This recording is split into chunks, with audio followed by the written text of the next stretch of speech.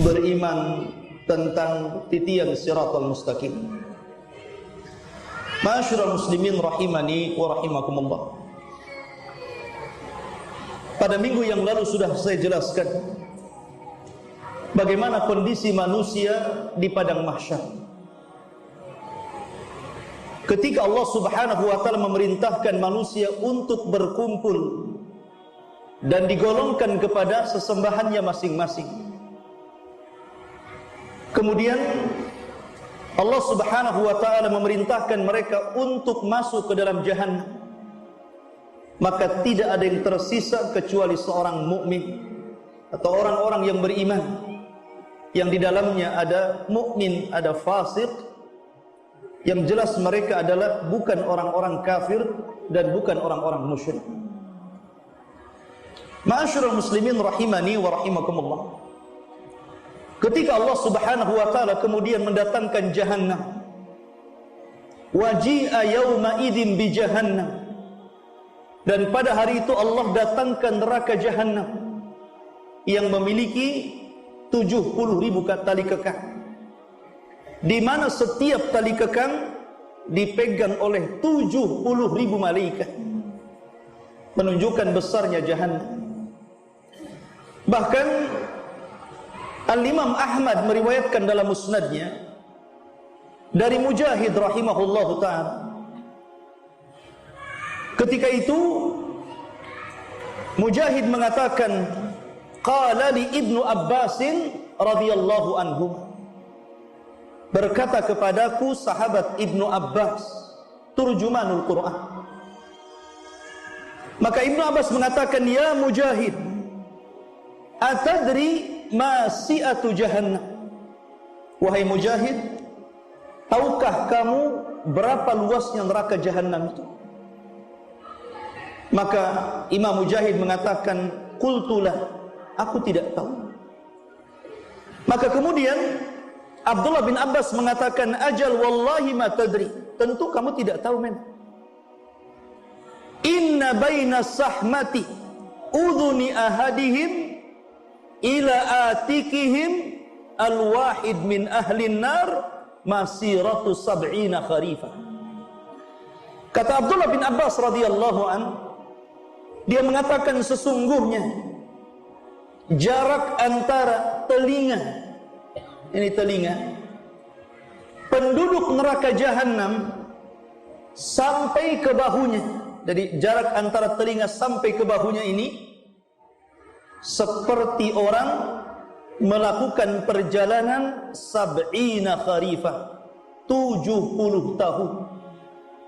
Anda bisa bayangkan, kalau panjang lehernya saja penduduk neraka itu sejauh perjalanan 70 tahun, menunjukkan bahwa orang-orang di neraka itu besar. Bahkan dikatakan giginya saja seperti gunung Uhud. Itu giginya. Ya. Artinya di sini kalau satu orang saja digambarkan begitu besar, sementara penduduk neraka itu sangat banyak dan lebih banyak dibandingkan penduduk sorga. Maka Abdullah bin Abbas ingin membayangkan bahwa jahannam itu luas, lebar. Karena orang yang masuk di situ saja bukan sekecil-kecil antum, tapi orangnya besar-besar. Kemudian Ibnu Abbas radhiyallahu anhuma mengatakan, tajri fiha baina sakhmati udhunihi ila atikihi audiyatul qihi waddah. Kemudian akan mengalir di antara telinga dan juga bahunya sebuah lembah yang isinya adalah air nanah dan darah. Kemudian Imam Mujahid mengatakan, apakah yang dimaksud anhar, sungai-sungai wahai Ibnu Abbas? Ibnu Abbas mengatakan bal audiyah, bahkan lembah yang berisi nanah dan darah. Kemudian Ibnu Abbas bertanya lagi, ya Mujahid, atadri si'atu jahannam? Tahukah kamu berapa luasnya jahannam? Maka Imam Mujahid mengatakan, la, saya tidak tahu. Maka Abdullah bin Abbas mengatakan, ajal wallahi la tadri, tentu memang kamu tidak tahu.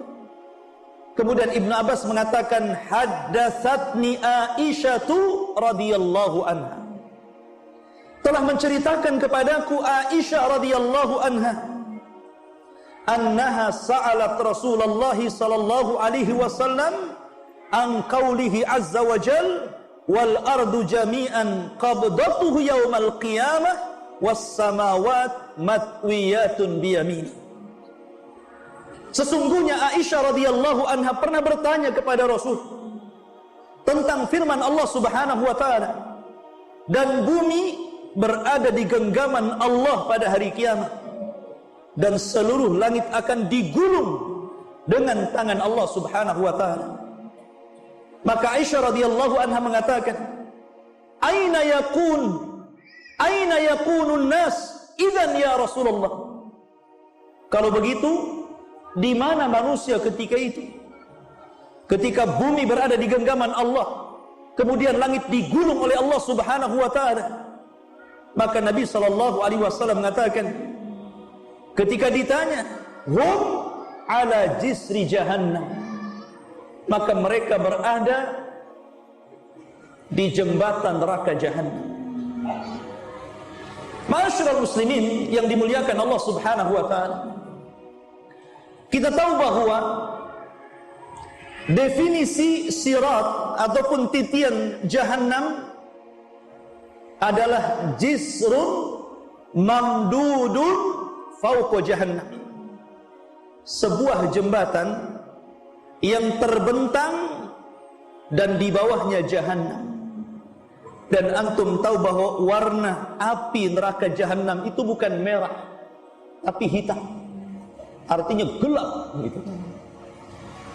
Kalau jahannam saja sebesar itu ditarik oleh 70.000 malaikat setiap satu tali kekang, sementara tali kekang yang mengikat jahannam itu 70.000 juga jumlahnya, maka jembatan itu sangat panjang sekali.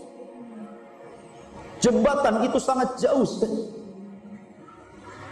Kemudian Nabi sallallahu alaihi wasallam sampai-sampai menyebutkan tentang sifat daripada jembatan itu. Dalam sebuah riwayat, Nabi sallallahu alaihi wasallam mengatakan, yudha'ul jisru ala matni jahannam, maka akan diletakkan jembatan itu di atas neraka jahannam. Kemudian Nabi sallallahu alaihi wasallam mengatakan, sifatnya itu adaqqu minasy'ari, lebih lembut daripada rambut antum itu. Wa ahaddu minas sayfi, dan lebih tajam dibandingkan tajamnya pedang. Anda bisa bayangkan sekecil apa itu jembatan yang dibentangkan Allah dari ujung jahannam ke ujung jahannam. Tapi subhanallah, dengan kuasa Allah Subhanahu wa taala manusia bisa melewati jembatan itu. Allah yang berkuasa melewatkan orang di jembatan itu. Adapun bentuknya Allahu a'lam, karena ini alam gaib. Nabi hanya mensifati bahwa bentuk jembatan itu seperti itu. Jadi halusnya seperti rambut dan tajamnya seperti pedang, bahkan lebih tajam dibandingkan pedang. Ya, Anda saja kalau membentang tali layangan, ya kan, layangan untuk aduan itu kan, dikasih kaca itu, bubuk kaca. Itu saja kalau seandainya mengenai badan kita, itu sudah terluka, kita sudah tersayat dengan benang itu. Ini di dunia ya, tentu jembatan itu tidak seperti benang itu, tapi lebih daripada itu. Ma'asyiral muslimin rahimani wa rahimakumullah. Dan kita tahu bahwa kita tidak boleh mentakwil perkara ini. Tidak boleh mentakwil bahwa jembatan ini begini dan begitu. Karena Nabi sallallahu alaihi wasallam yang mensifatkan seperti itu. Kita beriman saja. Jangan sampai kita mentakwil bahwa jembatan itu mustahil seperti ini, mustahil seperti itu. Berarti Anda tidak beriman dengan sabda Nabi sallallahu alaihi wasallam. Maka ini dinyatakan oleh seorang alim, Al-Imam As-Safarini, punya kitab namanya Aqidah Safariniyah. Beliau mengatakan dalam kitabnya Imam Safarini ini, wal haqqu anna as-sirat warada bihi al-akhbari as-sahihati wa huwa mahmulun ala zahirihi bi ghairi ta'wilin. Kata Imam Safarini rahimahullahu ta'ala, maka pendapat yang benar bahwa titian siratal mustaqim sebagaimana yang dijelaskan dalam hadis-hadis yang banyak yang sahih, hendaklah seorang muslim membawa nas itu sebagaimana zahirnya, tidak boleh ditakwil. Kalau Nabi SAW mengatakan bahwa jembatan itu sehalus rambut, Nabi mengatakan setajam pedang, ya sudah kita tetapkan seperti itu. Itulah tandanya kita beriman kepada nas. Dan subhanallah, kita tidak bisa bayangkan bagaimana orang melewati itu. Al-Imam Al-Bukhari rahimahullahu ta'ala sampai membuat bab dalam sahihnya, babus sirat jisru jahannam. Bab yang bicara tentang sirat, dan sirat adalah jembatan yang terbentang di bawahnya jahannam. Kemudian Al-Hafidh Ibnu Hajar rahimahullahu ta'ala memberikan catatan kepada bab yang diletakkan Imam Bukhari. Beliau mengatakan, qala Imam Ibnu Hajarin as-siratu jisru jahannam, bahwa sirat itu jembatan yang terbentang di atas neraka jahannam. Ai huwa jisrun mamdudun ala matni jahannam liuburil muslimina alaiha ilal jannah. Maksudnya sebuah titian yang terbentang di atas neraka jahannam, dan seluruh kaum muslimin akan melewati titian itu, dan itu satu-satunya jalan menuju sorga. Tidak ada jalan kecuali ini. Makanya subhanallah, kata para ulama, ini ibtila'na, ini ujian bukan hanya kepada orang-orang yang fasik saja, bukan hanya ujian kepada orang-orang munafik saja, tapi ujian ini juga berlaku kepada orang-orang yang beriman. Ujian yang sangat besar, karena harus melintasi titian ini. Jangankan para nabi dan rasul, malaikat sampai berdoa kepada Allah, Rabbi salim salim, Allahumma Rabbi salim salim, ya Rabb, selamatkan orang-orang itu, selamatkan orang-orang itu. Itu malaikat. Bahkan para nabi dan rasul dikatakan dalam hadis yang sahih, wa da'watur rusul yauma idzin Rabbi salim salim. Dan doanya para nabi dan rasul ketika itu hanya mengatakan Allahumma salim salim, ya Allah selamatkan, ya Allah selamatkan umatku. Itu semua doanya para rasul. Makanya ketika itu tidak ada yang bisa menyelamatkan kecuali amal-amal antum. Nabi SAW pernah mengumpulkan seluruh keluarganya di Bukit Safa, kemudian mengatakan kepada salah satu putrinya Fatimah, dan mengatakan, ya Fatimah binti Muhammadin salini ma syi'ti min mali wallahi la ughni anki minallahi syai'ah. Wahai Fatimah, putri Muhammad, mintalah sesukamu dari harta-harta, sebab pada hari kiamat demi Allah aku tidak akan mampu menyelamatkan kamu sedikit pun.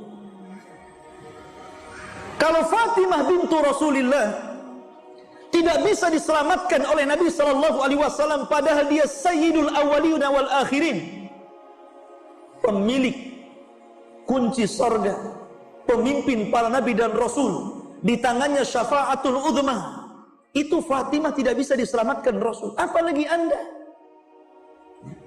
Anda bukan keturunan Nabi, Anda bukan Habib ya. Anda ini ya mungkin Nabi Adam turunannya, bukan Nabi Muhammad. Akan tetapi ikhwatu fillah, kalau Fatimah saja tidak bisa diselamatkan oleh Nabi SAW, bagaimana kita?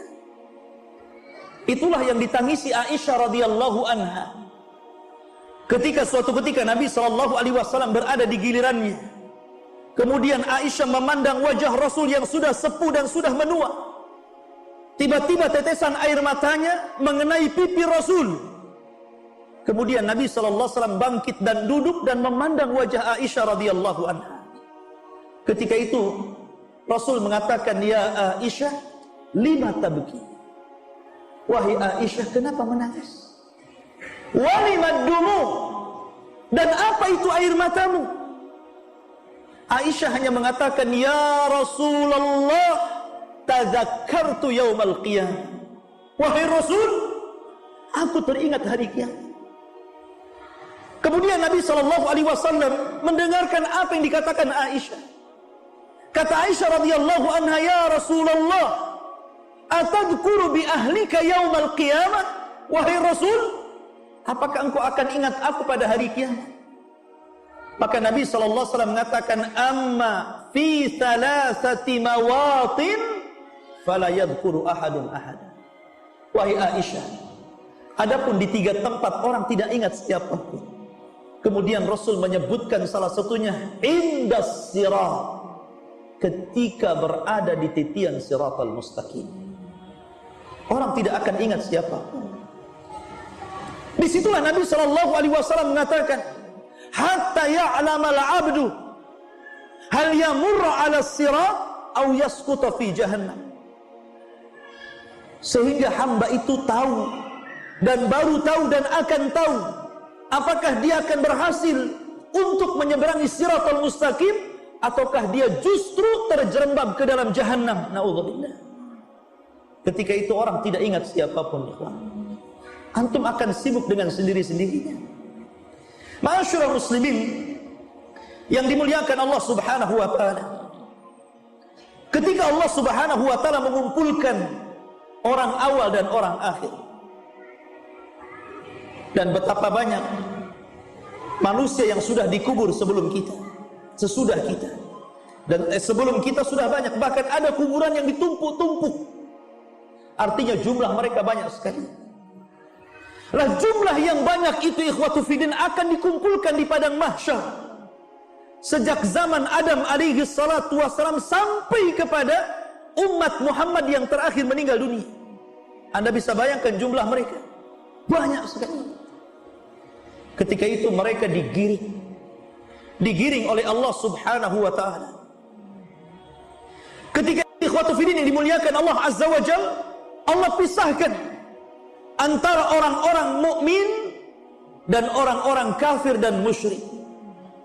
Disinilah Allah Subhanahu wa taala firmankan, "Fahduhum ila siratil jahim." Giring mereka menuju titian neraka jahim, neraka jahannam. Waqifuhum innahum mas'ulun. Kemudian hentikan mereka, karena mereka akan ditanya tentang 4 perkara. Tentang umurnya, tentang waktu mudanya, tentang hartanya, dan tentang ilmunya. Adapun orang-orang kafir, maka menjadi perselisihan para ulama, apakah mereka sempat melewati sirat ataukah tidak sempat melewati sirat. Ada yang mengatakan mereka sempat melewati sirat, karena Allah yang mengatakan, "Wa in kuntum illa wariduha kana ala rabbika hatman maqdiyah." Kalian semua akan melewati siratal mustaqim, dan itu merupakan ketetapan Allah Azza wa Jalla. Tapi sebagian ulama akidah mengatakan tidak. Orang-orang kafir, orang-orang musyrik, setelah mereka dikumpulkan dengan sesembahan yang mereka sembah di bumi, maka mereka akan dipisahkan. Orang-orang kafir akan dipisahkan, orang-orang musyrik akan dipisahkan dari orang-orang yang beriman, dan kepala mereka adalah iblis laknatullah alaihi. Kemudian iblis akan berteriak, "Ya subura, ya subura." Maka orang-orang di belakangnya mengatakan, ya subura katsira. Iblis akan mengatakan, duhai hancurlah aku, duhai hancurlah aku. Maka orang-orang yang mengikuti iblis mengatakan di belakangnya, sungguh kita berdoa dengan kehancuran yang banyak, dengan azab yang banyak. Maka mereka digiring, kemudian mereka dilempar ke dalam jahannam.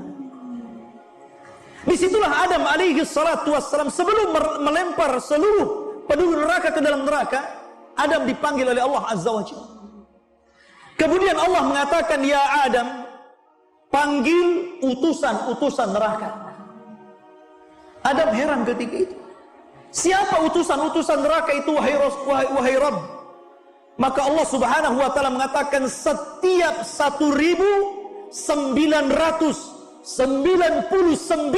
masukkan mereka ke dalam neraka. Kemudian satu masuk surga. Dari sini menunjukkan bahwa penduduk neraka itu banyak. Karena dari 1999 satu yang satu. Ma'asyiral muslimin rahimani wa rahimakumullah, dan mereka dimasukkan semuanya ke dalam jahannam. Na'udzubillah. Maka yang tersisa siapa? Orang-orang yang beriman, orang-orang fasik, dan orang-orang munafik. Ma'asyiral muslimin yang dimuliakan Allah Subhanahu wa taala. Allah Subhanahu wa taala berfirman, "Wa in minkum illa wariduha."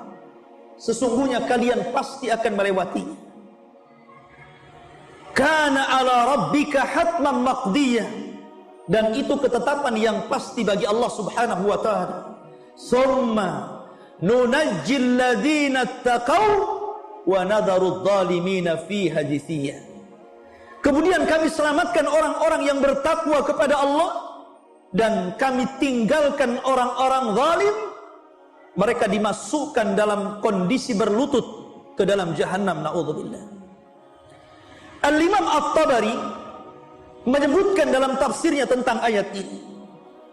Beliau mengatakan dari sahabat Abdullah bin Mas'ud radhiyallahu an, huwal jisru huwas siratu, dia adalah jembatan atau dia adalah titian di mana adaku minasya'rati. Titian itu lebih halus dibandingkan rambut antum. Wa ahaddu minas sayfi, dan lebih tajam dibandingkan pedang. Sebagaimana disebutkan dalam riwayat Bukhari dari sahabat Abu Sa'id Al-Khudri radhiyallahu anhu. Begitu juga hadis-hadis yang sahih yang lainnya mengatakan sama seperti itu. Artinya kecil sekali, karena lebih halus dibandingkan rambut, lebih tajam dibandingkan pedang. Bahkan dalam riwayat lebih tajam daripada Musa, daripada pisau yang tajam. Sebagaimana hadis Salman Al-Farisi radhiyallahu anhu. Disebutkan dalam sahih dari Abi Hurairah radhiyallahu anhu dan Abu Sa'id Al-Khudri radhiyallahu anhuma, Nabi mengatakan, perhatikan di sini. Yu'ta bil jisri, akan dibentangkan di atas neraka jahanam itu satu titian. Fayuj'alu baina dhahrai jahannam, kemudian akan dibentangkan di atas persis di bawahnya jahannam. Qulna ya Rasulullah, kami berkata wahai Rasulullah, wamal jisru, apa itu titian itu? Maka Nabi SAW mengatakan, madhadatun mazillatun, titian itu sangat licin. Kalau anda berjalan tanpa alas kaki, kemudian berjalan di keramik, kemudian antum siram dengan sabun, kemudian antum berjalan agak cepat, kita saja bisa terpeleset itu. Padahal itu lebar tempatnya. Bagaimana kalau ini berupa titian siratal mustaqim, yang kata Nabi SAW licin dan menggelincirkan. Alaihi khatatif wal kalalib, dan di dalam titian itu ada besi-besi pengait, kemudian kawat-kawat yang berduri. Dalam sebuah riwayat Kalalib itu akan terus mengayun, kemudian akan menerjang setiap orang yang lewat dalam titian. Saking besarnya kalalib itu sampai-sampai disebutkan dalam asar mampu untuk menghantam dua kabilah besar, Mudar dan Rabi. Sampai dikatakan seperti itu. Jadi kalalib itu yang sangat besar itu, yang berduri, itu mampu sekali hantam, bisa mengenai dua kabilah Arab besar, kabilah Mudar dan kabilah Rabi. Bisa bayangkan dua kabilah itu banyak, besar. Sekali hantam, itu sudah orang berjatuhan. Kemudian wasakatun, mafaltahatun, laha syaukatun uqaifah, takunu bin najdin yuqalu laha sa'dan. Dan memiliki duri yang bengkok-bengkok ujungnya, memiliki duri yang bengkok-bengkok ujungnya, dan duri itu seperti satu pohon yang ada di daratan Najd yang disebut dengan Sa'dan. Anda bisa bayangkan, setiap orang yang tersentuh atau terkena ayunan kalalib itu bukan hanya terjatuh, tapi juga hancur. Kalau seandainya orang itu jatuh dari titian Siratal Mustaqim, itu tidak langsung ke jahanam, tapi antum akan melayang-layang di dalam antara Siratal Mustaqim dengan jahanam itu 70 tahun baru sampai di dasar jahanam, kata Rasul. 70 tahun. Sampai-sampai Nabi SAW mengumpamakan seperti batu yang besarnya sebesar unta, kemudian dilempar dari titian, dan itu sampai ke dasar jahanam selama 70 tahun baru sampai. Bagaimana kita? Batu tentu lebih berat. Nabi mempermasalahkan seperti itu. Ma'asyiral muslimin yang dimuliakan Allah Subhanahu wa taala. Bahkan dalam riwayat yang lain, fatatala'abu bihim fayatasaqatuna finnar. Bahkan jembatan itu tidak diam. Jembatan itu bukan diam. Kalau antum lewat jembatan pakai motor dan jembatan diam, enak tuh. Jembatan ini tatala'ab. Tatala'ab itu digoyang-goyang. Kalau antum lewat jembatan kemudian jembatannya goyang-goyang, antum jatuh. Ya. Jadi jembatan Siratal Mustaqim itu tatala'ab, memain-mainkan orang yang lewat, menggoyang-goyangkan orang yang lewat. Fayatasaqatuna finnar. Ketika itu orang banyak berjatuhan. Kemana? Ke dalam jahanam. Subhanallah, ikhwatu fiddin yang dimuliakan Allah Subhanahu wa taala. Maka di sini ikhwatu fiddin yang dimuliakan Allah Subhanahu wa taala, ada beberapa riwayat bagaimana orang-orang yang melewati Siratal Mustaqim ini. Bagaimana kondisi mereka? Siapakah orang-orang yang selamat? Siapakah orang-orang yang susah melewati tapi ujung-ujungnya selamat? Dan siapa juga yang kemudian tidak selamat dan masuk ke dalam jahanam?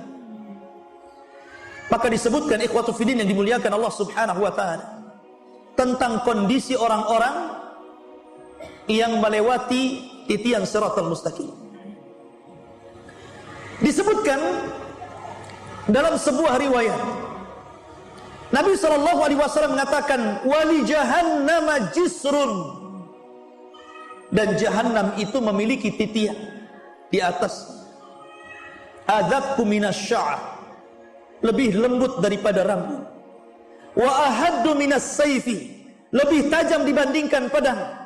Alaihil kalalib wa hasakatun, di mana padanya ada besi-besi pengait dan duri-duri yang bengkok. Ya'khuduna man sya'allah, mereka akan mengambil sesuai dengan kehendak Allah. Wan nasu alaih, dan manusia yang melintasi titian Siratal Mustaqim itu katarafi, ada yang seperti kedipan mata, tahu-tahu melesat sudah sampai di ujung. Subhanallah. Tentu mereka para nabi dan rasul. Kemudian kalbarki, seperti kilat melesat. Wa karrihi, seperti angin mursalah, seperti angin yang lewat. Wa ka'ajawidil khayli, dan seperti orang yang menunggang kuda yang baik, dia tunggang dengan sekencang-kencangnya. Kemudian warukab, dan orang yang mengendarai kendaraan tetapi lambat. Kemudian dalam riwayat, dan orang-orang yang mereka kadang berhenti, kadang jatuh, kemudian bangun lagi, berjalan, jatuh lagi. Dalam riwayat ada yang merangkak, dan itu orang yang terakhir diselamatkan. Makanya dalam riwayat fanajin musallamun, ada orang yang diselamatkan dengan baik, mereka tidak ada apa-apa, langsung berada di ujung siratal mustaqim. Wa makhdushun musallamun, ada yang sudah habis badannya, tercabik-cabik dengan besi-besi yang kail-kail dan besi-besi yang berduri itu, tapi Allah selamatkan juga. Tetapi ada yang mukawwarun finnar ala wajhi, tapi ada yang digulung kemudian dilempar ke dalam neraka. Perhatikan di sini ikhwatu fiddin. Berarti ada beberapa orang yang disesuaikan bagaimana mereka diselamatkan Allah Subhanahu wa taala. Pertama, orang yang melewati seperti kejapan mata, tahu-tahu sudah sampai.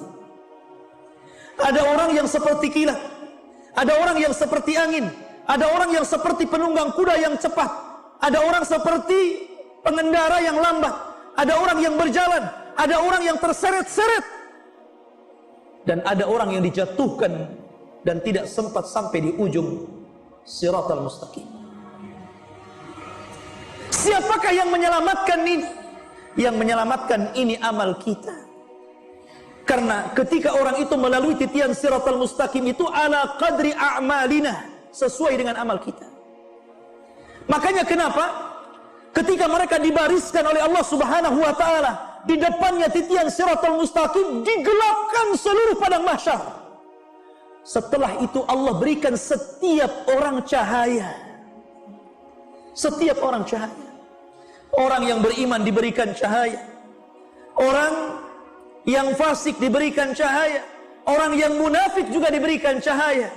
Tapi ketika mereka menyeberang, tiba-tiba orang munafik dipadamkan cahayanya. Perhatikan firman Allah Subhanahu wa taala. Allah Subhanahu wa taala berfirman dalam suratul Hadid ayat ke-11 sampai 15. Allah berfirman, yauma taral mu'minina wal mu'minah, pada hari engkau melihat orang-orang yang beriman laki-laki dan orang-orang yang beriman perempuan, yas'a nuruhum baina aydihim wa bi aymanihim, Allah pancarkan cahaya mereka di depan mereka dan sebelah kanan mereka. Busrakumul yaum jannatin tajri min tahtihal anhar khalidina fiha dzalika huwal fawzul adzim.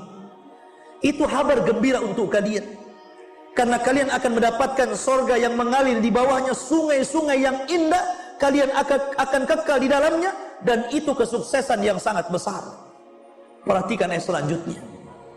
Allah mengatakan yauma yaqulul munafiqun wal munafiqat lilladzina amanu dzuruna naqtabis min nurikum, dan pada hari ketika orang-orang munafik laki-laki dan orang-orang munafik perempuan berkata kepada orang-orang yang beriman yang lewat di samping, umdzuruna, tunggu kami, naqtabis min nurikum, kami mau ikut dengan cahayamu. Qila, maka dikatakan, irji'u wara'akum faltamisu nuran. Kata orang-orang yang beriman, lebih baik kalian kembali cari cahaya kalian. Faduriba bainahum, maka akan dibentangkan di hadapan mereka, bisurin lahu babun batinuhu fihi rahmah wa zahiruhu min kibalihal adzab. Maka akan dibentangkan satu dinding, di baliknya rahmat dan di depannya adab Allah Subhanahu wa taala. Yunadunahum, maka akan memanggil-manggil mereka. Jadi orang-orang munafik itu akan memanggil orang-orang yang beriman. Alam nakun ma'akum, bukankah kita bersahabat ketika di dunia? Bukankah kita kawan ketika di dunia? Bukankah kita bersama-sama ketika di dunia? Qalu, orang-orang yang beriman mengatakan, bala, ya, walakinnakum, akan tetapi kalian fatantum anfusakum, kalian telah mencelakakan diri kalian. Wa tarabbastum, dan kalian menunggu-nunggu kehancuran kami. Wartabtum wa gharratkumul amani, dan kalian ragu dan kalian ditipu dengan angan-angan. Hatta jaa amrullah, sampai datang putusan Allah kepada kalian. Wa gharrakum billahil ghurur, dan Allah dan kalian kemudian ragu-ragu, tertipu, akhirnya kalian mengingkari Allah Subhanahu wa taala. Fal yauma la yu'khad, maka pada hari yang tidak mungkin diambil minkum dari kalian fidyatun, tebusan, wala minal ladzina kafaru, begitu juga tebusan dari orang-orang kafir lainnya. Ma'wakumun nar, tempat kalian neraka. Hiya maulakum, itulah tempat berlindung kalian. Wa bi'sal masir, dan itu sejelek-jelek tempat kembali kalian. Perhatikan di sini. Di sini Allah Subhanahu wa taala membagi 3 kelompok. Pertama, orang-orang yang beriman, maka mereka akan diberikan cahaya yang besar, cahaya yang sangat luas seperti gunung. Yang kedua, orang yang beriman tapi fasik, maka mereka akan diberikan cahaya sesuai dengan amal dia. Dan yang ketiga, munafik, sama sekali tidak diberikan cahaya. Dan setiap amalan itu punya cahaya. Salat ada cahayanya, zakat ada cahayanya, haji ada cahayanya, ibadah-ibadah lain ada cahayanya, sedekah ada cahayanya, puasa ada cahayanya, jihad ada cahayanya, dakwah ada cahayanya, amal soleh ada cahayanya. Seluruh amal itu memiliki cahaya. Makanya ikhwatu fiddin yang dimuliakan Allah Azza wa Jalla, Nabi SAW dalam riwayat Ibnu Majah mengatakan, basyiril masya'in fi zulmi ilal masajid bin nuri tami yaumal qiyamah. Beri kabar orang-orang yang suka berjalan di kegelapan menuju masjid-masjid Allah untuk melaksanakan salat subuh. Mereka akan diberikan cahaya yang sempurna pada hari kiamat. Lihat bagaimana doa Nabi SAW apabila berjalan ke masjid. Allahumma ij'al fi qalbi nuran, wa fi basari nuran, wa fi sam'i nuran, wa an yamini nuran, wa an yasari nuran, wa fawqi nuran, wa tahti nuran, wa amami nuran, wa khalfi nuran, waj'al li nuran. Itulah doanya Rasul.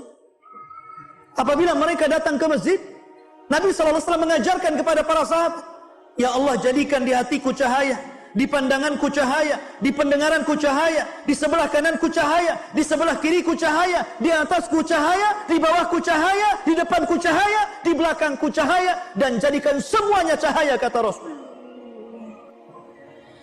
Ini menunjukkan bahwa seluruh amal soleh itu akan membawa cahaya. Maka perbanyak. Karena ketika itu ikhwatu fiddin, semua nampak orang munafik, orang dusta, orang riya, orang sum'ah, takabur, sombong, semua akan ditampakkan di siratal mustaqim. Tidak ada yang ditutupi oleh Allah Subhanahu wa taala, sehingga orang akan mengikuti cahaya salat, cahaya zakat, cahaya puasa, cahaya jihad, dan begitu seterusnya. Dan ingat ikhwatu fiddin, neraka Jahannam yang sangat besar, apinya berwarna hitam, terbentang di antara neraka itu titian siratal mustaqim. Maka sebelah kanan dan kiri ada 2 amal saleh yang menentukan bisa tidaknya antum melewati itu. Dalam sebuah riwayat, Nabi SAW akan menegakkan amanah dan silaturrahim. Maka orang-orang yang senantiasa menyambung silaturrahim dipastikan dia bisa melewati titian siratal mustaqim. Dan orang-orang yang menjaga amanah dipastikan dia akan mampu melewati siratal mustaqim. Tapi orang-orang yang memutus silaturahim, dan yang paling besar dari memutus silaturahim adalah uququl walidain. Anda durhaka dengan orang tua. Itu paling besar orang memutus silaturahim. Maka anak-anak yang durhaka kepada orang tua dipastikan tidak akan mampu melewati siratal mustaqim. Kemudian setelah itu para kerabat, ataupun orang-orang yang idha'atul amanah, melalaikan amanah. Sampai kepada amanah orang menitipkan ucapan. Terkadang orang tidak amanah. Afwan akhi, anak akan cerita sama antum, tapi jangan ngomong sama siapa-siapa ya. Iya, katanya. Ternyata apa? Ngomong sama kawannya. Afwan akhi, anak sih dititipi jangan ngomong sama siapa-siapa, tapi sama antum saja. Tapi jangan ngomong sama siapa-siapa ya. Orang yang ketiga ngomong gitu juga sama yang keempat. Jangan cerita sama siapa-siapa ya. Akhirnya satu kampung tahu semua. Semua ngomong jangan cerita sama siapa-siapa. Coba, di zaman sekarang sampai amanah nitip omongan saja orang tidak bisa jaga. Itu yang paling kecil, yang paling mudah. Apalagi amanah yang lainnya. Amanah penglihatan. Allah takdirkan mungkin antum melihat saudara antum ada aib.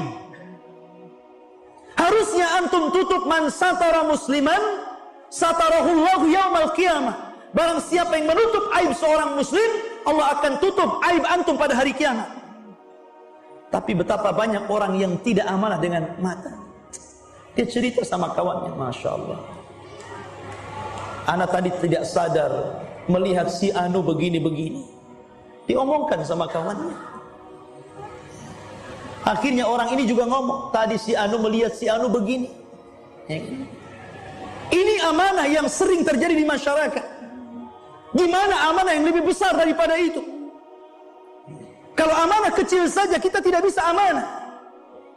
Tidak bisa menjaga ucapan orang, tidak bisa menjaga pandangan atau pendengaran kita kepada orang. Kita di rumah, tetangga lagi bertengkar ngomong begini gitu kan, kedengaran. Ketika ada tamu ke rumah antum, antum cerita pula tetangga antum, semalam anak nggak bisa tidur. Akhi, kenapa? Tetangga sebelah macam-macam, ngomong begini. Subhanallah. Telinga ini ada amanah, nggak perlu antum ceritakan sama orang. Ini amanah badan saja kita tidak bisa menjaganya. Amanah penglihatan, amanah ucapan, amanah gimana amanah yang lebih besar daripada itu? Sementara syarat al-ubur ala siratil mustaqim, Anda bisa melewati siratal mustaqim bagi orang yang menjaga amanah. Karena amanah akan diletakkan di samping sini, kemudian silaturahim diletakkan di sini, dan antum akan lewat di situ. Kalau antum suka memutus silaturahim, ada kesempatan nih. Karena terkadang antum seorang musafir jauh dari Jawa, dari Padang, dari Medan, dari macam-macam tempat antum datang ke Batam. Kemudian mengadu nasib, cari pekerjaan di sini. Allah Subhanahu wa taala mudahkan dengan ini, ikhwan. Antum bisa tanya kabar orang tua antum.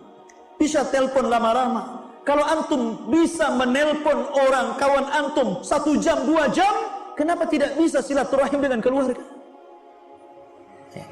Terkadang alasannya sibuk, ada telepon dari kampung sibuk gitu kan. Silaturahim. Barang siapa yang memutus silaturahim, Allah akan putus hubungan antum dengan Allah. Ma'asyiral muslimin yang dimuliakan Allah Subhanahu wa taala. Maka ketika itu ikhwatu fiddin yang dimuliakan Allah Subhanahu wa taala, ketika orang-orang itu sudah melewati siratal mustaqim, secara garis besar tadi saya katakan ada orang yang selamat tanpa ada apapun. Para nabi, para rasul, orang-orang siddiqin, orang-orang saleh, orang yang bertakwa, mereka akan berjalan tanpa apapun. Ada orang-orang yang keimanan mereka dicampurkan dengan dosa besar, maka dipastikan mereka akan kesulitan. Mereka akan jatuh bangun, kemudian dihantam kepalanya, kemudian hancur kepalanya, dihantam kulitnya, robek kulitnya. dan antum akan bertahan di situ. Sementara melewati Siratal Mustaqim itu bukan sehari dua hari. Jembatannya saja sebentang jahanam. Berarti antum akan lama itu sampai di ujung Siratal Mustaqim.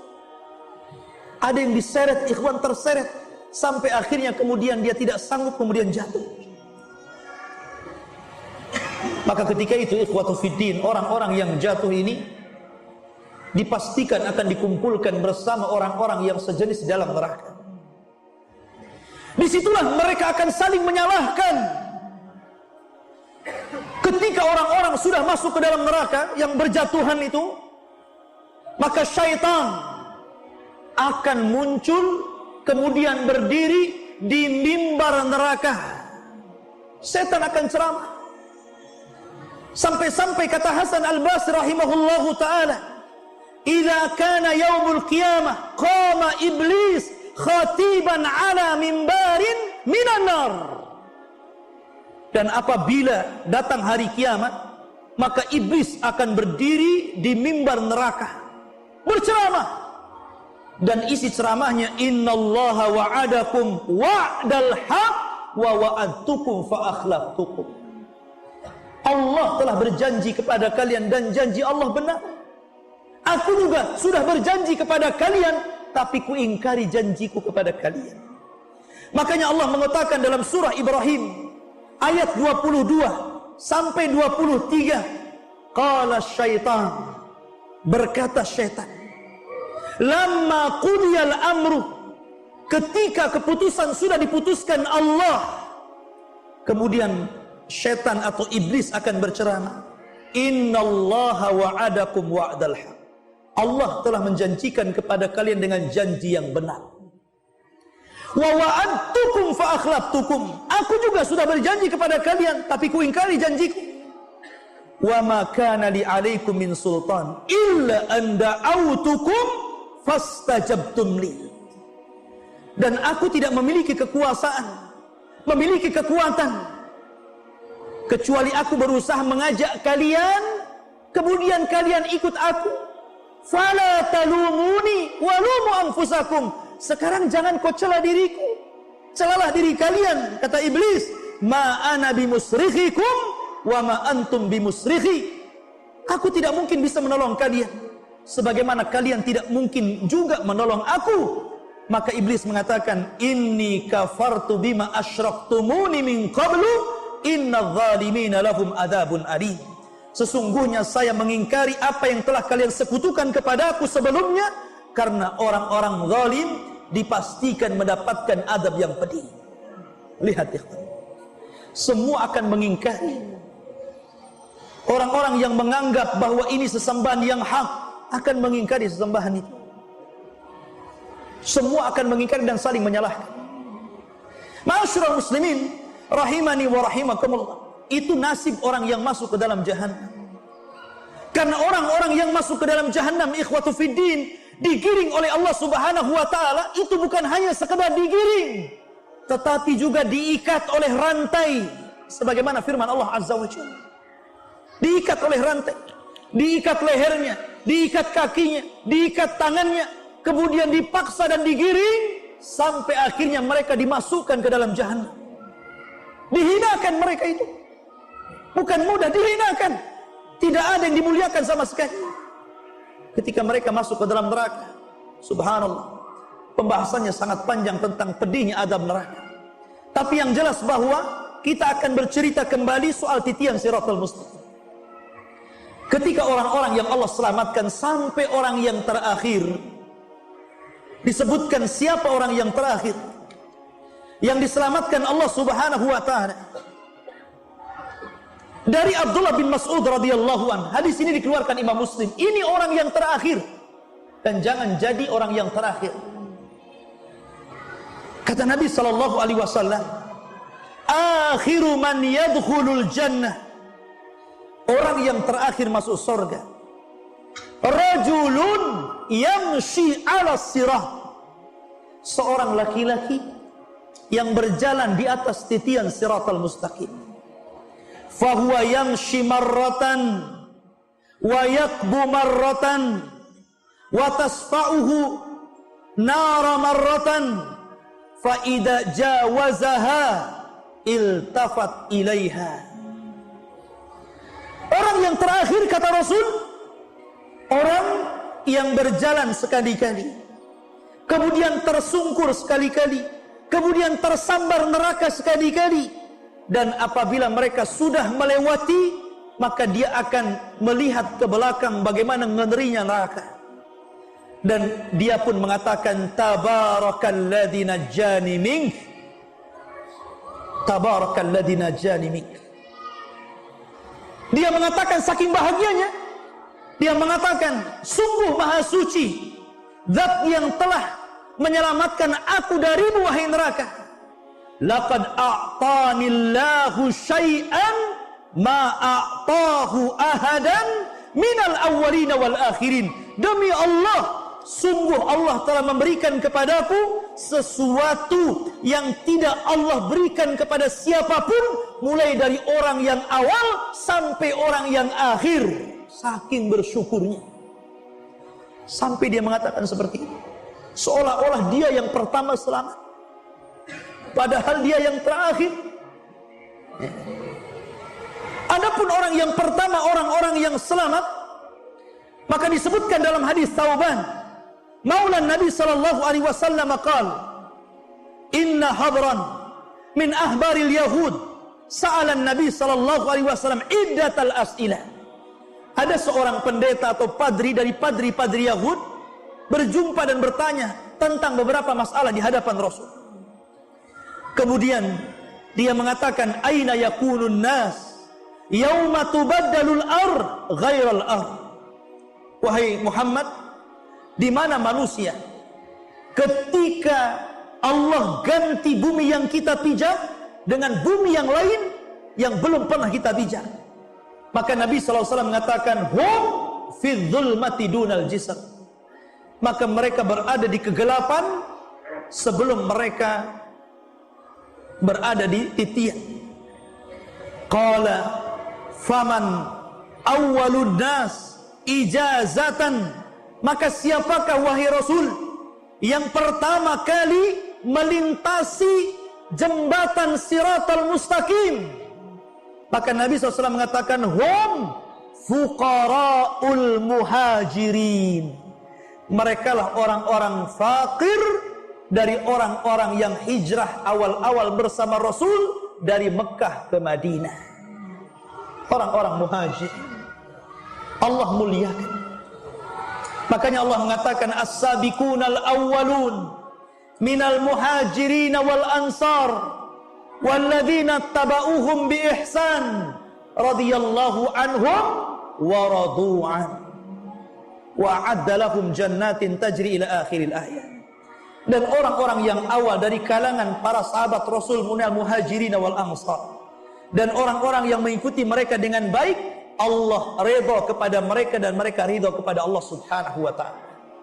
Inilah orang yang pertama melewati Siratal Mustaqim, para fuqara, orang-orang yang fakir dari kalangan orang-orang muhajirin, Bilal bin Rabah, Khabbab bin Arad, dan banyak lagi sahabat yang fakir yang kemudian hijrah bersama Rasul ke Madinah. Kemudian disusul yang lainnya, disusul yang lainnya. Ma'asyiral muslimin yang dimuliakan Allah Subhanahu wa taala.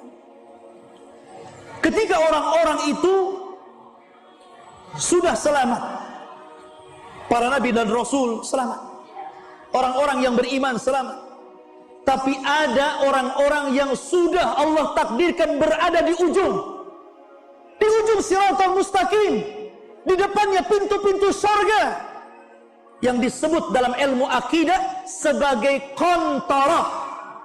Qantarah itu jembatan akhir Siratal Mustaqim. Tiba-tiba ada satu kelompok, mereka tiba-tiba dihadang di qantarah. Oleh siapa? Oleh mazalim, oleh perbuatan-perbuatan zalimnya di dunia. Tiba-tiba dia dihadang dengan pembunuhan dia di dunia. Tiba-tiba dia dihadang dengan pencurian dia di dunia. Tiba-tiba dia dihadang dengan penggibahan dia di dunia. Tiba-tiba dia dihadang dengan orang dan mengatakan, hei dulu engkau yang membunuh aku, yang mengambil hartaku, yang mencaci maki kehormatanku, yang menggibah diriku, yang menyakiti aku, yang merampas hakku, dan begitu seterusnya. Akhirnya dia terhenti dan tidak bisa melanjutkan perjalanan, padahal sebentar lagi akan sampai. Ya kan? Disinilah sabda Rasul, atadruna mal muflisu hadil ummah. Tahu antum siapa orang yang bangkrut di antara umat ini, kata Rasul? Sahabat polos. Dan mengatakan orang yang bangkrut Rasul, orang yang enggak punya dirham, orang yang enggak punya dinar, orang yang gulung tikar, orang yang bangkrut pekerjaannya, itulah orang bangkrut. Kata Rasul, bukan itu hakikat orang bangkrut. Tapi hakikat orang bangkrut adalah orang yang membawa pahala salat, pahala zakat, pahala puasa, pahala sedekah, pahala haji, dan pahala-pahala yang lainnya. Tetapi di satu waktu dia pernah membunuh fulan, pernah memukul fulan, pernah mengambil harta fulan, pernah menghina fulan, pernah mengganggu fulan, pernah mengambil hak fulan. Ketika itu terjadi barter pahala dan dosa, ikhwan. Mana pahala kamu? Nih dosaku. Mana pahala kamu? Nih dosaku. Mana pahala kamu? Nih dosaku. Sampai ketika pahalanya habis diambil orang, sementara dia menanggung dosa orang lain, maka dia sudah tidak ada lagi modal untuk meneruskan perjalanan. Ketika ini Allah subhanahu wa ta'ala merintahkan malaikat untuk mengambil dan melempar kembali ke dalam jahannam. Subhanallah. Hati-hati, ada dosa yang sangat ditakutkan Rasul. Dosa itu berkaitan dengan dosa anak Adam. Karena dosa itu walaupun antum sudah mengeluarkan air mata darah, meminta ampun kepada Allah, kalau orang yang antum dolimi tidak redha, tetap saja perhitungan itu bukan hanya di dunia, tapi perhitungan itu yang sesungguhnya di akhirat. Sampai pun ada seorang ulama mengatakan, ya, kalau seandainya orang yang antum gibahi itu kemudian mau memaafkan dengan syarat dia meminta uang yang sangat besar, tebusan yang sangat besar, kasihkan tebusan itu. Karena pada hari itu Allah mengatakan, yauma la yanfa'u malun wala banun illa man atallaha biqalbin salim. Hari itu tidak ada manfaat lagi harta antum yang banyak di dunia ini, anak antum yang sukses di dunia ini, karena yang selamat hanyalah orang yang datang kepada Allah membawa hati yang selamat. Abu Lahab ketika turun, sayasla narang dzata lahab, Abu Lahab akan dimasukkan ke dalam api yang berkobar-kobar. Mendengar ayat ini dibacakan orang-orang, kemudian Abu Lahab marah dan berpidato di hadapan orang Quraisy dan mengatakan, kalau memang yang dikatakan Muhammad itu benar, bahwa saya akan dimasukkan ke dalam neraka, saya punya harta banyak, kata Abu Lahab. Saya akan tebus neraka dengan hartaku. Anakku sudah sukses, saya akan tebus dengan anak-anakku. Maka Allah katakan, ma aghna anhu maluhu wa ma kasab. Tidak ada lagi manfaat harta dan anak-anak wahai Abu Lahab. Tidak akan ada. Nggak ada yang bisa. Karena ketika itu Allah subhanahu wa ta'ala saja, ketika kiamat dibangkitkan kemudian tidak ada manusia yang hidup, Allah sudah mengatakan, anal malik aina mulukud dunia. Saya raja kalian, di mana raja-raja dunia yang congkak itu? Tidak ada lagi. Maliki yaumiddin. Dialah raja di hari kebangkitan. Orang itu dibangkitkan tidak bawa harta. Makanya Rasul mengatakan, khufatan uratan ghurlan. Orang itu pada hari kiamat telanjang, tidak dikhitan, tidak beralas kaki. Artinya tidak bawa secuil harta yang antum miliki di dunia. Semua sama, semua miskin. Yang kaya hanya Allah subhanahu wa ta'ala. Lalu apa yang dibanggakan? Makanya kalau kita melihat begitu ngerinya titian siratal mustaqim, sampai para sahabat itu ngeri, menangis mereka.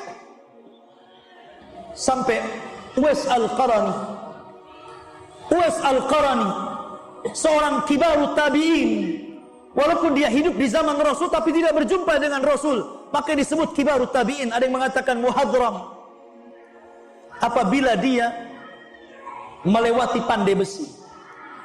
Kita tahu bahwa pandai besi itu kalau sedang membuat senjata, maka akan ditiup-tiupkan itu apinya dan akan terdengar uapnya, suara tiupan itu. Maka Uwais Al-Qarani terkadang terdiam, kemudian menangis, kemudian pingsan karena terkenang akan sebuah hari yang lebih dahsyat daripada itu. Makanya Nabi SAW ketika mensifati api yang ada di neraka, kalaulah api yang ada di dunia ini untuk mengazab penduduk neraka itu sudah cukup.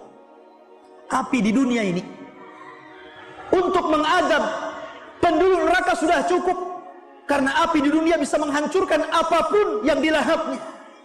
Tapi Allah Subhanahu wa taala ingin melipat gandakan panasnya, sehingga Allah lipat gandakan api di dunia ini menjadi 70 kali lipat panasnya. Karena api di dunia ini satu bagian dari 70 bagian panasnya api neraka. Kalau satu bagian saja sudah menghancurkan dunia, kalau seandainya membakar seluruhnya, Anda bisa bayangkan kalau ada rumah kebakaran, kalau ada sumur gas yang mengeluarkan api, Anda bisa bayangkan api-api itu. Makanya kenapa kemudian Allah Subhanahu wa taala mengingatkan tentang api? Afara'aitumun nar allati turun. Tidakkah engkau melihat api yang kau nyalakan itu? Dan ibu-ibu itu paling banyak melihat api karena di dapur. Kalau bapak-bapak yang merokok hari-hari tengok api. Ya. Afara'aitumun nar allati turun. Tidakkah engkau lihat api di dunia yang sering kau lihat itu? Maka Allah mengatakan, "A-antum ansha'tum syajarataha am nahnul munsyi'un?" Apakah kalian yang menyalakannya atau kami yang menyalakannya? Nahnu ja'alnaha tadhkiratan. Kami jadikan api dunia ini sebagai tadhkirah, sebagai pengingat akan api yang lebih besar dibandingkan api ini. Harusnya itu. Makanya ketika Nabi SAW melihat ada rebusan kambing kemudian menyala di bawah api dan asapnya mengepul ke atas, tiba-tiba Nabi SAW menangis. Kenapa? Karena Nabi SAW terkenang dengan api akhirat. Kalau api dunia saja antum letakkan ikan kemudian antum bolak-balik bisa gosong, gimana lagi antum dibolak-balik dalam api neraka? Sementara Allah Subhanahu wa taala mengatakan di dalam Al-Qur'anul Karim, ketika Allah Subhanahu wa taala menyebutkan tentang sifat khutamah, maka Allah mengatakan narullahil muqadah, api yang menyala, allati tattali'u alal afidah, yang api itu sampai menyambar kepada hati kita. Kalau api ditiup angin menyambar badan kita, tidak mungkin hati kita terbakar. Paling tinggi kulit yang terbakar. Tapi coba antum siram bensin yang banyak, kemudian antum bakar diri antum dengan bensin itu, maka api itu pasti akan membakar sampai hati kita. Maknanya api neraka itu lengket dengan badan. Itu maknanya. Allati tattali'u alal afidah itu. Lengket api itu nggak bisa lepas sampai membakar ke dalam hati. Subhanallah. Ya. Dan itu api berada di bawah, sementara kita yang melewat berada di titian siratal mustaqim. Maka dari sini ikhwatu fiddin, ngeri kalau kita bicara tentang siratal mustaqim. Apa yang saya gambarkan tidak apa-apa dibandingkan kenyataan yang ada. Nggak ada apa-apanya yang saya gambarkan, karena kondisinya jauh lebih hebat dibandingkan. Walaupun ada ustaz sehebat apapun, ada syekh ulama sehebat apapun membayangkan kengerian orang yang melintasi siratal mustaqim, maka melintasi siratal mustaqim lebih a'zam, lebih besar kondisinya daripada diceritakan. Karena ketika Nabi SAW mengatakan tentang nikmat sorga itu tidak pernah dilihat mata, tidak pernah didengar telinga, terlintas pun tidak bisa. Begitu juga azab neraka. Oleh karena itu ikhwatu fiddin yang dimuliakan, banyak-banyaklah berlindung kepada neraka. Itulah yang diajarkan Nabi SAW. Allahumma inni a'udzubika min adzabin nar. Ya Allah, kami berlindung kepadamu dari azab neraka. Mudah-mudahan ceramah ini bisa menggugah kita untuk kembali beramal saleh, kembali melakukan istiqamah di atas ketaatan kepada Allah Subhanahu wa taala. Biasa sebelum saya tutup, kita kasih waktu sekitar 15 menit. Kalau ada yang mau bertanya silahkan. Ya.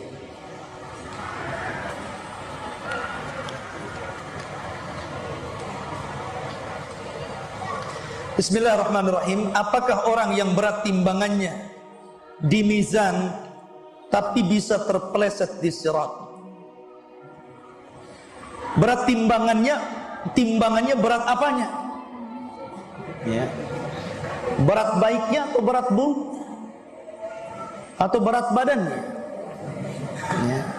Karena saya sudah berikan gambaran, walaupun dalam Al-Quran ketika Allah menyebut kalimat mizan menggunakan kalimat jamak mawazin, ya, wa nadha'ul mawazina bil qis, dan kami letakkan mawazin jamak daripada mizan, bukan berarti dengan menyebut nama jamak itu bahwa timbangan itu banyak, tidak.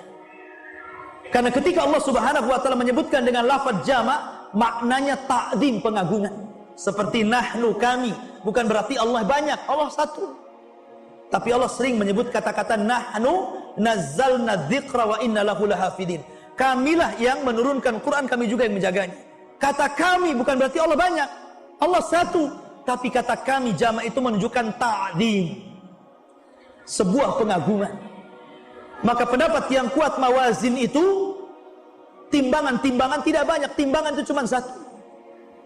Tapi walaupun satu besar sekali. Ketika Allah menciptakan timbangan itu, kalaulah langit dan 7 lapisnya, bumi dan 7 lapisnya diletakkan dalam timbangan itu masih lebih besar daripada langit dan bumi. Sampai malaikat mengatakan, ya Rabb, untuk siapa timbangan ini? Maka Allah mengatakan, untuk orang yang aku kehendaki. Dan yang memberatkan timbangan itu bukan badan kita, bukan juga catatan kita, tapi yang memberatkan adalah amalan kita. Walaupun yang ditimbang memang 3, badan kita, amal kita, catatan kita, tetapi yang memberatkan timbangan adalah amal kita. Ya. Apakah orang-orang yang kemudian dalam timbangan itu dia berat kesalahannya, dia tidak akan selamat? Wallahu a'lam. Yang jelas bahwa orang-orang yang diselamatkan Allah adalah orang-orang yang tidak atau menghindari dosa-dosa besar, walaupun dia terjerumus dalam dosa kecil. Dan dosa besar ini terbagi-bagi. Ada yang merangkak kemudian diselamatkan, ada yang merangkak kemudian dijatuhkan. Apakah orang yang berat timbangannya kemudian akan tergelincir di siratal mustaqim? Allahu a'lam. Kita tidak tahu. Yang jelas bahwa kalau memang amalannya tidak banyak, ya dipastikan dia tidak akan selamat. Ya. Karena amalan itu 3 ya. Ada yang amalan baiknya lebih berat daripada amalan buruknya, maka direct masuk surga. Ada yang 50-50, maka Allah maafkan. Ada yang lebih berat timbangan buruknya, maka masuk neraka. Itu saja kaidahnya. Ya. Makanya kemudian perbanyak amal saleh, wallahu a'lam. Assalamualaikum warahmatullahi wabarakatuh. Apakah teman yang soleh sewaktu di dunia akan berguna syafaatnya ketika melewati siratal mustaqim? Jazakallah khair. Tidak. Tidak ada yang bisa menolong orang lewat di siratal mustaqim, kecuali dia memang mendapatkan syafaat Rasul. Anas bin Malik radhiyallahu anhu, pembantu Rasul, selamat 9 tahun jadi pembantu Rasul. Anas bin Malik, ketika menjelang ajalnya Rasul, sudah sepuh, mau mendekati kematian, maka Anas bin Malik radhiyallahu anhu mengatakan, ya Rasulullah, atlub minka syafa'ah yaumal qiyamah. Rasul, aku minta kepadamu syafaat pada hari kiamat. Maka Nabi SAW mengatakan, af'al ya Anas, ya, saya akan lakukan untukmu. Maka kemudian Anas bin Malik radhiyallahu anhu mengatakan, ya Rasulullah, aina ajiduka yaumal qiyamah ya Rasulullah. Rasul, kira-kira kalau hari kiamat itu tiba, di mana aku akan jumpai kamu pada hari kiamat untuk mengambil syafaatku ya Rasulullah. Maka Nabi SAW mengatakan, tajiduni indas sirah, tajiduni indas sirah. Kau bisa jumpai aku di titian siratal mustaqim. Kemudian Anas bin Malik, illam ajidka indas sirat, aina atlubu minka yaumal qiyamah ya Rasulullah. Kalau aku tidak bisa mendapatkan kamu di titian siratal mustaqim, di mana lagi akan kucari? Maka Rasul mengatakan, indal haud, cari aku di telaga. Kemudian Anas bin Malik radhiyallahu mengatakan, illam ajidka indal haud, aina atlubu minka yaumal qiyamah. Kalau aku tidak mendapati kamu di sisi haud, maka di mana lagi aku akan mencarimu? Maka Rasul mengatakan, indal mawazin, cari aku di tempat penimbangan amal, karena aku tidak mungkin tiga, pasti ada di tiga tempat. Titian siratal mustaqim, di telaga haud, dan di tempat penimbangan amal. Kecuali Anda mendapatkan syafaat Rasul. Tapi Nabi SAW sendiri, orang yang pertama akan melewati siratal mustaqim, dia dan umatnya sebelum para nabi dan umatnya. Kita semuanya umat Muhammad nih, yang pertama kali akan melewati. Maka Rasul yang pertama kali, ana awal akunu man ujizaha, saya yang pertama kali melintasi siratal mustaqim, kemudian akan menunggu di ujung. Setiap ada umatnya yang lewat, Rasul mengatakan, Rabbi salim salim ya Rabb, selamatkan dia ya Rabb, selamatkan dia ya Rabb. Itulah rahmatnya Rasul untuk umatnya. Tapi tidak semua yang didoakan Rasul selamat. Ada juga yang kemudian terjerembab ke dalam jahanam kan. Padahal Rasul berusaha untuk berdoa menyelamatkan mereka kan. Tapi tidak semua juga yang selamat. Ada juga yang kemudian masuk ke dalam jahanam, iya dan billah. Oleh karena itulah maka pada hari itu tidak ada yang ingat siapapun kecuali diri antum sendiri. Wallahu a'lam. Baik. Kemudian golongan manakah yang akan mendapatkan syafaat Rasul di titian siratal mustaqim? Tadi sudah saya tanyakan. Sudah ditanyakan dan persis bahwa di titian siratal mustaqim orang tidak akan ingat siapa. Jangankan lagi Anda, Rasul mengatakan kepada Fatimah, dia tidak bisa menyelamatkan Fatimah. Karena yang menyelamatkan itu amal antum, solat antum, zakat antum, sedekah antum, kebaikan antum kepada orang tua, silaturrahim, kemudian berbuat baik kepada orang, tidak mendolimi orang. Itu yang menyelamatkan, bukan orang yang menyelamatkan kita. Ya, memang ada syafaat-syafaat Rasul di beberapa tempat, tapi di siratal mustaqim, ikhwatu fiddin, jangan pernah mengharap siapapun, karena antumlah yang antum harapkan diri antum sendiri. Di situ perbanyak amal soleh. Wallahu a'lam. Baik, kemudian Assalamualaikum Ustaz. Waalaikumsalam. Ana mau bertanya, lebih lama mana saat ditanya di dalam kuburan, orang kaya atau orang miskin? Pertanyaannya sama di kuburan itu. Di kuburan itu hanya ditanya tentang 3 soalan saja, bukan ditanya soal miskin dan kaya, tidak. Di kuburan itu ditanya, man rabbuka, siapa Rabbmu? Wa man nabiyuka, siapa nabi yang diutus kepadamu? Wa madinuka, apa agamamu? Wa ma imamuka, dalam riwayat apa imamu, maksudnya Al-Quran. Ya, itu saja. Ya. Pertanyaan soal harta ini adalah pertanyaan sebelum kaki Anda meletakkan di awal sirat. Nih baru pertanyaan ini. Itulah yang difirmankan Allah Azza wa Jalla, waqifuhum wa hum mas'ulun. Hentikan mereka. Mereka akan ditanya dulu. Kapan? La tazulu qadama 'abdin hatta yus'al an arba. Belum bergeser kaki anak Adam dan menginjak sirat, Anda akan ditanya tentang 4 perkara. Tentang umur, tentang masa muda, tentang harta. Tentang harta, dari mana kau dapati, kemana kau belanjakan. Tentu yang punya 10 kos-kosan akan lebih lama ditanya daripada yang nggak punya kos-kosan. Alhamdulillah nggak punya kos-kosan katanya. Ya kan? Antum yang punya perusahaan banyak tentu lebih banyak lama ditanyanya. Dan pertanyaan ini ikhwatu fillah, antum akan berhadap-hadapan sendirian di sana. Kalau antum di dunia, antum bisa mengambil lawyer, pengacara, 100-200 pengacara, antum bisa bayar. Di akhirat nggak ada pengacara, nggak ada kantor lawyer, nggak ada. Antum mau lawyer siapa? Lawyer yang paling kondang aja perlu lawyer dia. Siapa lawyer yang paling kondang di negeri ini? Dia sendiri di akhirat perlu lawyer.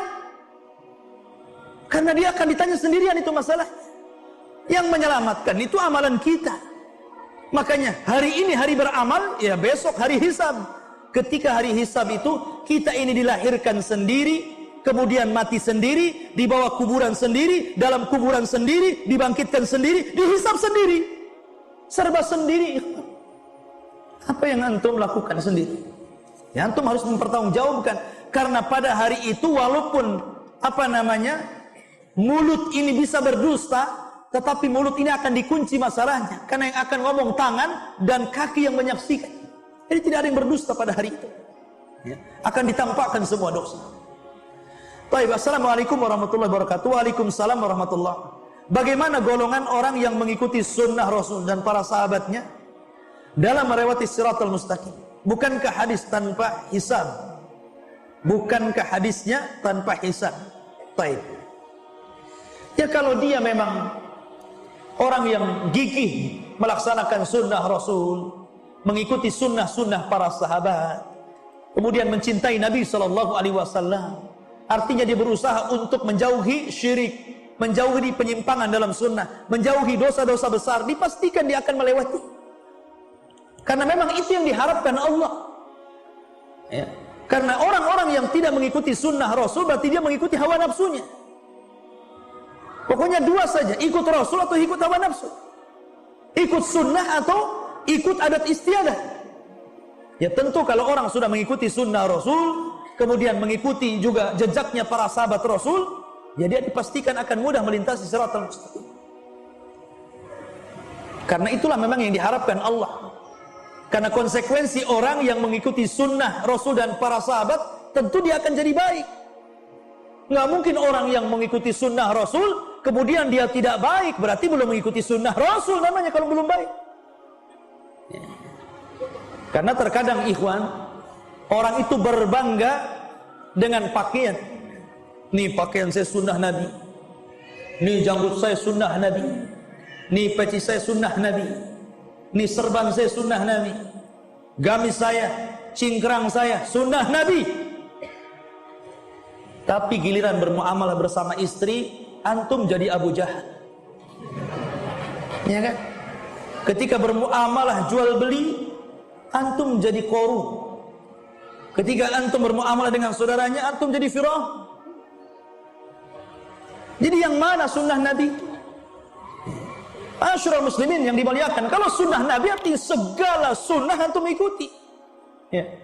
Dan konsekuensinya harus baik orang yang melakukan sunnah Nabi, rajin ke masjid, rajin ngaji, rajin puasa sunnah, rajin sholat malam, menjaga waktu sholat 5 waktu, menjaga macam-macam.